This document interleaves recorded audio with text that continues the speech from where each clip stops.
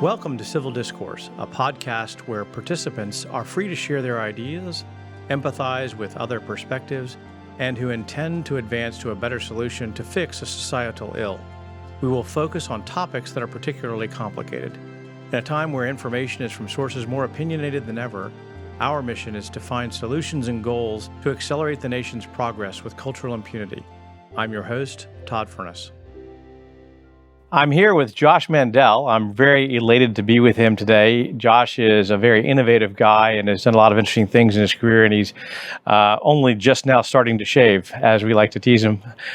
He had promised at one of his earlier campaign stops that he had an ambition to start shaving by the time he was 40. I don't know if you've made that yet, Josh. I just made it. I'm 43, and I have a few whiskers here and there. Good. Well, it's a buzzer beater for you. But Josh, you have an interesting background. You went to school at a little university called Ohio State, and then got a law degree. And then you did something really unique, which is you decided to go overseas, not for pleasure. What'd you end up doing there? So I joined the United States Marine Corps. Joined the Marines in the year 2000, actually before September 11th. So I have a lot more respect for men and women who actually joined after September 11th, because they knew they were going to Iraq or Afghanistan. And I ended up doing a couple tours in Iraq along the way in Anbar province, did my small part. I love the Marine Corps. I miss it every day. I mean, to be honest, what I miss the most is being around Marines. And it's part of my life that I'm very proud of. I was proud to wear the uniform of our great country. I have a grandfather who was in the concentration camps, who was liberated by Allied troops. And my other grandfather served in the United States Army Air Corps in the World War II era. And so our family's definitely been impacted in a significant way by the U.S. military. And I've been proud to do my small part to repay that debt. Well, and we're grateful for your service and for those of your fellow men and women in uniform. As we've teased before, my family's all on the Navy side, so we share something in common a little bit there. But I wanted to dive into something else, which is you continued your public service in a really unique way.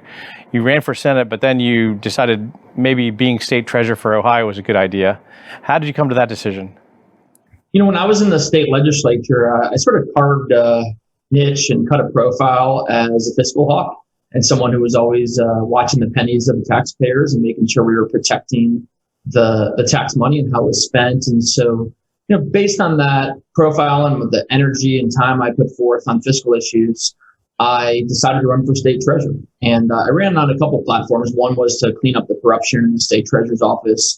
The person I beat, who was in there before, just had a corrupt administration that just lacked ethics and moral behavior. But I also ran on a platform of bringing transparency to the state treasurer's office and to the state of Ohio.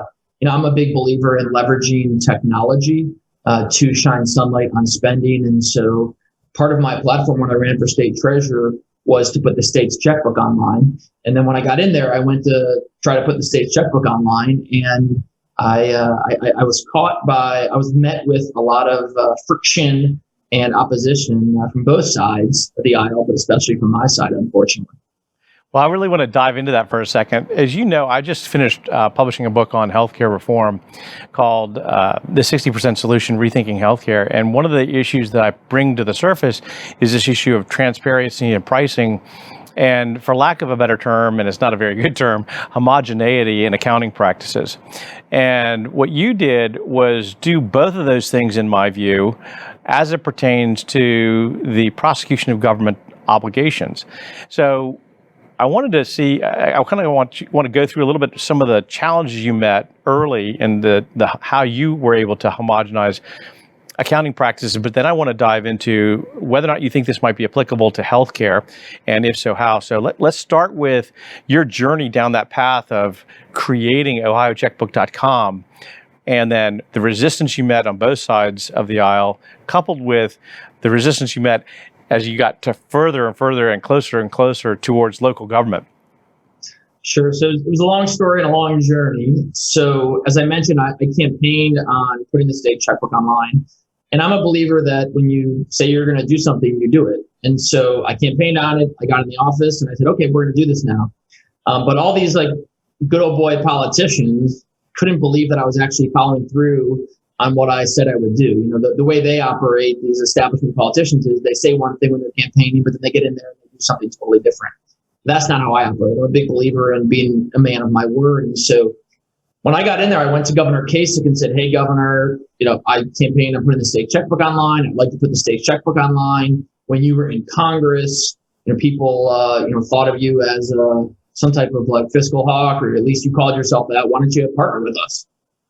And he essentially told me to go pound salt, that he thought it was crazy to do this, and told me to sort of skedaddle me out of the office.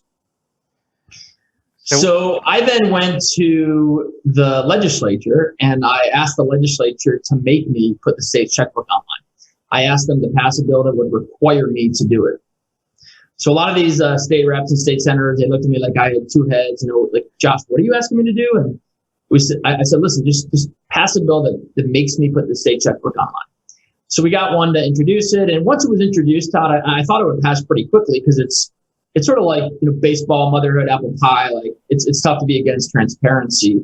But as you might imagine, a lot of the politicians in our state capital, Columbus, they were publicly for it, but privately, they were cursing at me in the hallways, literally and figuratively. They were doing everything they could to throw marbles under my feet, and they were doing everything they could to kill it. And so it took us till like the summer, right? I think it was like 2 a.m, give or take a few hours, right at the last vote before the state house recess, that we got it passed through the house. And then we went through a summer recess, and we had to come back in the fall to try to get it passed. And we came back there and we were lobbying hard for it. So was the governor against it. And what I found out is the governor's office is a lot more powerful than the state treasurer's office. And essentially Governor Kasich killed our online transparency bill. And Kasich and his cronies were high-fiving and celebrating. What they didn't know, Todd, is at the same time that I asked the legislature to pass this bill to force me to do it, I also started this side project in our office. It was a compartmentalized operation that we called Operation Shawshank. And the reason we called it Operation Shawshank is because you might remember that scene in Shawshank Redemption. After the prisoner, Andy Dufresne, escapes, the warden comes into his cell and he's angry, apoplectic, trying to figure out where the prisoner went.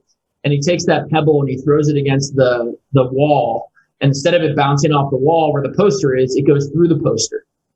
And they show that for 20 years, Andy Dufresne was just chipping away at that wall. And that's what this small, talented group in my office was doing. They were just chipping away at building the online checkbook, because we had a hunch that the legislature and/or Kasich would kill the legislation. And so we were dual tracking it, sort of like with a plan B. We were building it anyway.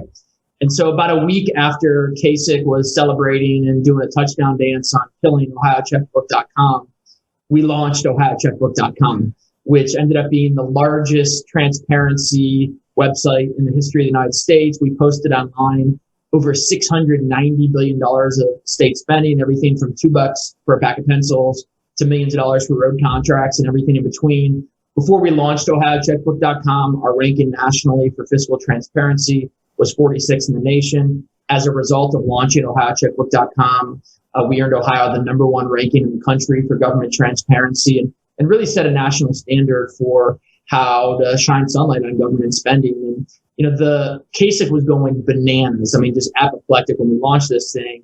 And we essentially said to him, listen, if you want to sue us, but we're on the side of the taxpayers, we're on the side of the law, and we're on the side of the angels. So you can come after us all we want, but we're going to keep shining that sunlight brighter and brighter and brighter on state spending.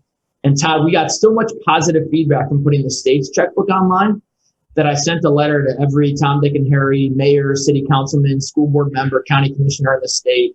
And I invited them to join our movement. I invited them to send us their spending data, and that we would host it and post it at no cost to the school or the local government.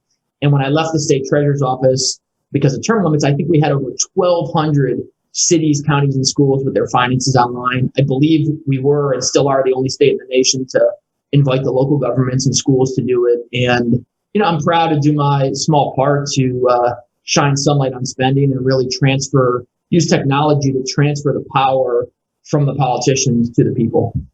Well, there's an important subtext there, if I follow this correctly, which is you don't work for the governor, you work for the citizens of Ohio. They elected you. And so your duty of loyalty is to the citizens of Ohio who elected you based on the promise you made to bring transparency to government spending. So I want to make sure that's clear to everybody, because it could easily be misinterpreted, but you were carrying out the obligation you had stepped up to and committed to accepting to the people of Ohio, right? Exactly. I mean, it's a really good point you make, and it's an important subtext. Is when people get elected to office, whether it's dog catcher, city council, mayor, state legislature, state treasurer, state controller, governor, attorney general, we work for the people. We don't work for ourselves. And our boss, like the way I saw my job as state treasurer, my boss was the 11.6 million people in the state of Ohio. And I did everything I could to fight for the people, not fight for the politicians, not fight for the bureaucrats, not fight for the government, but fight for the people. And I'm a constitutional conservative. I believe that the framers of our Constitution, the founding fathers of this nation, they envisioned a government where it was limited in size and scope, that when government is big, the people are small. But when we can make government small and limited in size and scope, we can make the people big, the individuals big, empower the people to hold the politicians' feet to the fire. And we are fortunate to live in this great time in American history where the technology exists to do it in a way where we can put the state expenditures on people's iPhones and Galaxies and laptops and just allow them from their couch or a park bench or wherever they are to hold politicians' feet to the fire. And it's a beautiful thing. It used to be you had to do a big public records request, and then the bureaucrats and the politicians would stonewall you and make you sue them. And now we just allowed the taxpayers to circumvent that, and we just put it all on their phones and their computers and said, have at it. So just to let everybody know, I actually have gone out and looked at your site on a couple of occasions. I did it when you first launched, and I did it again as recently as about an hour ago. Still up and running, still doing great work. And it's interesting how you can dial into each of the areas, towns and villages, school districts, the whole 9 yards. Even I actually went so far as to look at the Cincinnati Library, public library detail. It was very, very interesting. So let's talk a little bit about, first of all, I thought there was something else interesting about Shawshank and the reference there, because Shawshank is an interesting movie in that it did not get a lot of box office success, but has been a monstrous success online. So in other words, it's almost like a democratic redemption of the movie itself, in that the public just loves the movie, even though for some reason it didn't do well at the box office. So I think that's kind of an interesting analogy here. Going back to the issue of how you set this up, I want to dive a little bit more into detail. I'm big on pricing for hospitals. I'm big on accounting for hospitals, what makes me pretty much the least popular guy in a hospital and only less popular at dinner parties. So how did you handle the issue of the differences in accounting practices across all these different governmental agencies, departments, and functions? It's a great question. So at the state level, we figured out that the chart of accounts was generally uniform across different state agencies. But once we started doing it with the cities, counties, and schools, Todd, it was a total mess. I think we identified over 300 different accounting systems, and it just became a mess. And so through the state auditor's office and partnership with the then state auditor, who was really helpful in this endeavor, we were able to identify a significant amount of local governments that use what was called the Uniform Accounting Network. But then the others that did not use that Uniform Accounting Network, they were just on all these different random systems. And so it took quite a bit of time and manual labor to essentially build technology that would talk, and where it would make system A talk to system B and system D talk to system G and so on and so forth. It was very difficult. And so you just need smart people and engineers and a good technology department to do it, because I can imagine that, a hospital at SMU is different than the hospital at Baylor, and the hospital at Baylor is different than the hospital at University of Texas Austin. The one at Texas Austin is different than a private hospital down in McAllen on the border, which is different than a private one out of Midland. And so, I'm sure even within the public university hospitals in Texas, you probably have a ton of different fiscal systems. And then once you get into the private hospital systems there, it's probably even more fragmented. And so you really need talented engineers and software developers who can make the various systems talk to each other. Well, on the one hand, we have the interoperability problem, which is, does one ERP system talk to another? We also have the issue with medical records and electronic health records not being interoperable, with the APIs not working. But I'm talking about something different, which is just getting the accounting practices, to be homogenous. For example, I have a friend of mine who told me that when he was the CEO of a hospital, one of the insurance companies was giving him a hard time about charging $1 for a tablet of aspirin. And the insurance guy says, hey, look, everybody knows that insurance doesn't ever pay $1 for an aspirin. An aspirin doesn't even cost a nickel. And so the guy says, okay, I'll charge you a nickel for the aspirin, but I'm going to charge you $7.50 for every aspirin to be distributed to the patient. Wow. So the price went from $1 to $7.55. And the insurance guy said, okay, that's fine, no problem. Now that's anecdotal. Right there, that's an anecdote that just illustrates one of the many problems with healthcare in America today. Wow. Well, and it gets worse because what insurance companies do is they pay a percentage of what's called gross billed charges by the hospital.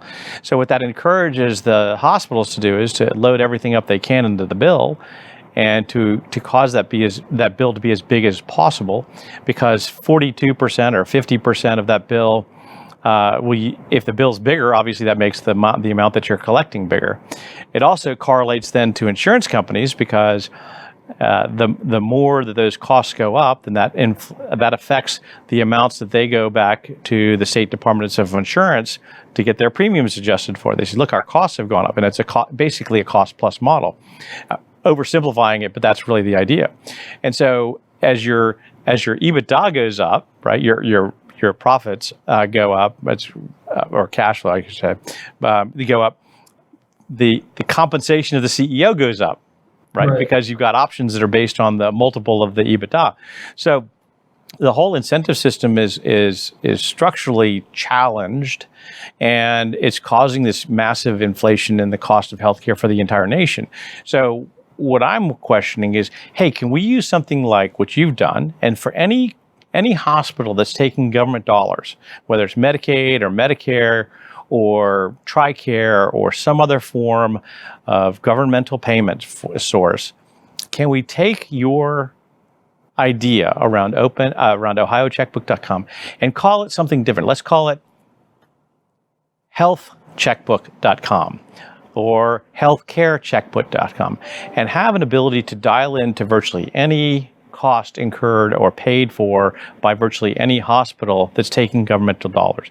And it's a controversial idea, but give me your first reaction. I'm not trying to sell you on it. I'm just genuinely inquiring. What we do here is we try and really develop ideas. There's not a good or an objective truth here. It's just, hey, does this idea make any sense? Well, I think it would be controversial with the healthcare systems because it would shine sunlight on the way they operate and charge. But I don't think it would be controversial with patients. I think patients would love it. I'm a big believer, in the old Brandeis quote that sunlight is said to be the best disinfectants to government waste, or in this case, healthcare waste, and there's a ton of it. And so, listen, in this case, I think you should run to the controversy, and that the controversy, it's only controversial with healthcare executives, but I think patients would welcome it. I also think that net in the long term, it could transform our healthcare system in America because it'll really educate patients to make decisions on procedures before they go and have them. Because if you did this on the front end, if you actually had sunlight on the front end, not just on the back end, and a patient knew that, say, for instance, the MRI down the road was $500, whereas at the big system they're sending them to, it's $5,000 or $2,500, they go to the one down the road for $500. And I think there's a lot of that goes on, but patients just can't see it. And so I would encourage you, Todd, to have this type of transparency on not just on the back end, but on the front end as well, so patients proactively can vote with their feet. Well, I think you're spot on there in that pricing, accounting transparency and transparency of pricing leads to transparency of pricing. Transparency of pricing then leads to competition, and competition leads to lower cost. Actually, one of the things that I got interviewed about this morning was on the question of whether or not this current stimulus bill is going to lower the cost of healthcare. And I said, no, all it does is gives you money to pay your healthcare insurance with, but there's no correlation whatsoever between the cost of healthcare and the price of healthcare, and there's also no correlation between the price of healthcare and necessarily insurance. So what happens is people have money to pay for their insurance, but it's become a layaway plan for healthcare as opposed to protection against financial calamity arising out of a healthcare problem. So I think your point is well taken, which is we start with accounting homogeneity and transparency that leads to pricing transparency that leads to competition. That actually leads to a reduction in the cost of healthcare. Exactly. Yeah. And I think there's a lot of commonalities between what we did here in Ohio with OhioCheckbook.com and the spending and what you're talking about on healthcare. And I'm not saying the portals will be apples to apples, but I think there's probably a lot of what we did that you can take and apply here in the healthcare system. And again, I just think it'd be welcomed. Listen, I'm a conservative. I'm a constitutional conservative. The liberal media definitely does not like me, and I wear that as a badge of honor. But I will tell you, they saw this as a great tool in their tool belt to try to hold politicians accountable, and we welcome that. And I actually think that journalists that cover healthcare can really be allies in this, because to be sure, Todd, you're going to have a lot of pushback from the healthcare systems and the executives. And I think, you can sort of leverage the media and the sunlight dynamic of this to ask the question, what do you have to hide? If you're honest about what you're doing and proud of how you're doing it, you shouldn't have anything to hide. Well, as you certainly well know, President Trump, when he was president, signed a law or an executive order that mandated transparency in pricing. And of course, all hell broke loose. Everybody and the brother sued him on freedom of speech grounds and everything else to prevent that transparency from occurring. And the courts will ultimately, I guess, decide. But I think it's a question that we need to bring to the fore. And in order to, because at the end of the day, we can't continue spending roughly 17% of GDP on healthcare and think we're going to be okay as a country. So I think we've got some challenges there. I want to give you an opportunity to talk a little bit about your upcoming race. You're running for Senate, seeking to stand in for the retiring Senator Rob Portman. What can you give me the 2 or 3 things that are going to be tops on your agenda for as you become or when you become senator? Sure. One of them is standing up for religious liberty, religious freedom, and the Judeo-Christian values on which America was founded and grew strong.